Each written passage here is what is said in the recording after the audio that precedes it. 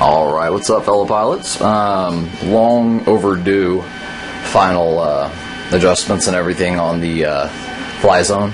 Cessna Corvalis, registered by Cessna Aircraft.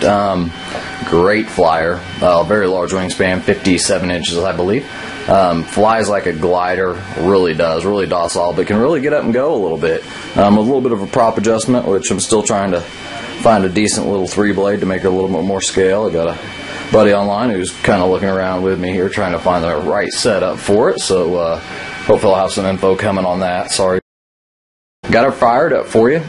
Just basically here to show the throw, show the flaps. I know a lot of you guys wanted to see the flaps, and just my setup on her. The first thing I want to do is more of a safety feature. I don't know if I'll be able to pop this bad boy off. These things come off. There we go. Okay, now I've just got a little 1300 battery in there right now, just to get her powered up for you guys. But let me get. But right down in here, where I've got the speed control mounted, very important where the speed control bullets connect. Go ahead and slide some heat shrink over that and shrink those up. Once when I was removing my battery out at the field, battery came out nice and smooth, but it pulled two of the speed control wires out from the connection to the motor. So I just went ahead and slid some heat shrink on there, electrical tape, whatever you want to do, just something to secure those a little bit better, because just the bullet connectors sliding on aren't quite tight enough with the removal of the battery so close to the ESC. Keep your finned area of the ESC, if I can get it there. Keep that finned area out so you get good airflow through there. Like I said, I mean, this is a plane I take out to fly when I just want to relax and just enjoy a flight. I mean, yeah, I throw in a little loops and rolls and stuff like that here and there, but I mean, truly she's just a great plane to fly. I would recommend this plane to anybody. It's a definite plane you could train a buddy on who's. Now, as far as throws and everything, what they recommend in the book, they really don't allow with the servo setup that they have in the receiver ready or the ready to fly. They recommend a throw that you just can't reach on the flaps without extending to a longer servo arm or just doing some, little modifications to it. But I went ahead and did both. I got the full throw in there by putting on a longer control servo horn. Okay, flew great. And then I put it back to normal to where I have it, and it flew identical. So I'm going to go ahead and show you here. I measured this out before the video, guys, on the flaps. There's the flap drop there. I have exactly 9 millimeters from the center of the flap to the drop is only 9 millimeters. Now that's a lot less than what the manual calls out for, but there was absolutely no difference between this and a much deeper flap throw. So more than happy with 9 millimeters. It doesn't stress anything out. It's not causing my servo to overwork, overdraw amps, which could cause an LVC, low voltage cutoff, cause a receiver reboot, and most likely trashing the plane. So I'm happy with it on the lows, because I mean, it's honestly, guys, it's for scale. This thing you can float in no matter what. You do want to bring it in with a little bit of power with the flaps down, because it can tip stall on you. And if you're not quick on your thumbs, it'll get the best of you. But really landing this, guys, is just super easy. Don't stress it out if you're new to flying or anything like that. This thing will glide right in for you. And that front wheel shock absorber right here, I mean, this thing right here just is awesome. I mean, keeps her from bouncing, keeps her from wanting to flare back up after a landing and bounce back up to where you may have to do a little bit of heavy rudder and throttle control. So like I said, she flies great. My throws on the back on the elevator are 10 millimeters. Perfectly good setup there. Throws that I have set up on my ailerons are about, I want to say, I just measured them and it's kind of in between, but it's around, I'll just give you an example here so you can kind of see. It's around, I think it was about 13 to 15 millimeters. Anywhere in there is going to be fine. So 10 millimeters on the back, about 13 to 15 on the ailerons, and about 9 millimeters on the flap throw. Hey, by the way, thanks for finally knocking me over 105,000 views. I appreciate that, guys. You guys have been awesome. Love your videos. You know, love helping you guys out. Love questions, and you guys have helped me out a ton too. So really appreciate that. Now on the rudder, that's just personal preference, depending on how much rudder you use. The good thing about this plane with a good amount of rudder throw, and it's easy to get exactly what the manual calls for, I left the rudder alone. All I did was make sure on all metal-to-metal connections that I added Loctite. You know, you guys know me. I've mentioned this a million times. I pretty much call these suicide connectors. I've seen a ton of nitros. I've seen a ton of planes go down because of these connectors. But if you screw these in tight to the wire after adjustment, okay, and you see how they're located, back the screw out, put some Loctite on there, screw it back in, you'll be fine. Nothing to worry about. Okay, so just keep an eye on those, guys, because remember, if that screw goes loose right back there, your push rod just moves freely. You'll have zero control. So make sure you Loctite all metal to metal on this one. Other than that, that's my throw setup. My rate setup on this, on my rate 1 and rate 2, are all 100% on the throws. I've left 100% on all throws because they really do have it set up pretty much perfect out of the box. So, or I'm sorry, let me do that again. 35% on ailerons, 35% on elevator, and I think about 30% on rudder.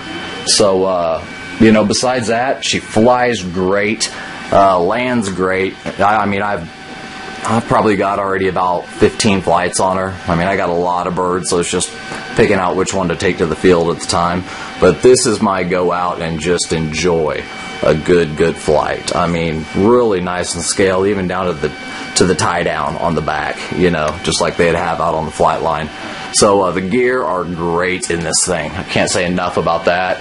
Control surface is great. Flaps, just awesome. And I'll show you guys the flaps from the bottom. I know a lot of you guys were asking how these flaps work. Now these aren't just drop down slat flaps. These are, if I had them to the full throws, you'd see it a lot better. But they actually do. You know, you can see a little bit of light in between there. Right there, guys, okay? They actually do slide in and slide out. And that is over a rounded surface. There you go. There's a good view of it. So they actually do slide in, slide out. Those are very scale. Most flaps just drop. These flaps actually slide out and down, so you get a little bit of airflow over the top of the flap through the crack, and you get your typical flap reaction, you know, just from dropping them. So awesome flaps. I love those things. Other than that, she's pretty much stock. Had to balance the prop a little bit. My problem was the spinner. Like I said in the previous video, really I got super good vibration on that when I hit from about 75% throttle to 100%. Since then, I unscrewed it, basically put it on the bench. I put her on the bench, put down a piece of sandpaper. I believe it was around 400 grit, and kept her level and just sanded her back and forth, back and forth, back and forth until all the silver was gone and I saw white equally around it. That gave me a flat, flush surface. Now I throttle her up to 100%. She's smooth as a whistle, just beautiful. So overall, I could not recommend this more. I mean, I've been flying, guys, for 22, 23 plus years. I've been building just as long, and I mean, I've wanted a scale Cessna for quite a while, just because I do work in aircraft, and I worked for Cessna many years. So went ahead and saw this, and I was like, this has got to be the one. And this is, I mean, don't even question it, guys. If you like the looks of this plane, if you like a nice, just gentle, relaxing flyer, but still has some get up and go, can still pull off the loops, the rolls, inverted. Oh, by the way, she flies inverted great. Very little down elevator to keep her nose just perfectly linear. So overall, very happy with her. Love taking this thing out and flying it. I hope this helps you guys out. I'll give you an example here. Here's a good example of what I run in her. Sky Lipo, 3-cell, 2200 milliamp, 30C continuous with a 60C burst. Get these at hobbyparts.com, hobbyparts with a Z at the end. Actually got them charging because we just had a full day of flying, had a blast today. It was not a good day, but it was a blast. Had a little damage on a couple planes. Everybody did out of the field. We had some crazy crosswinds. But yeah, overall, very happy with her, and highly recommend this. This is the Fly Zone Cessna Corvalis, registered by Cessna, 57-inch wingspan. Motor is not spec'd out anywhere. By the looks of it, it's definitely below the 480 class. I would say it's probably around a 300 series brushless motor. Just make sure, like I said, couple little hints. Loctite, all metal to metal, not metal to plastic. That'll break any plastic. You know, Loctite is a corrosive to plastic. So Loctite your stuff up.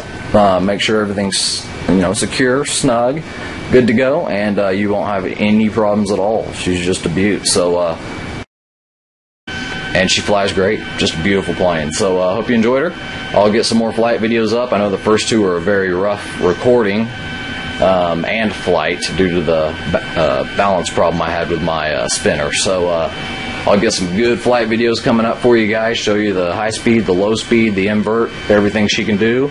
I can even get her to do hammerheads and Cuban 8. So I mean, she's got the potential. So hope you enjoyed her. Any questions on her, leave me questions, comments, anything like that. Drop me a personal message, email, whatever. I'd be more than happy to help you out. But she really runs great. Now, there's one thing I want to mention. When I'm not running the 2200s, I noticed I had to trim out quite a bit. So what I ended up doing, like I said, if I can get this off, that hatch is on tight, guys. What I ended up doing, right down here, if you can see the weight, okay, each of those is a 1/4 ounce, 7 grams. So I added 1/2 ounce of lead to the front of the plane. This increased its direct straight line performance tremendously.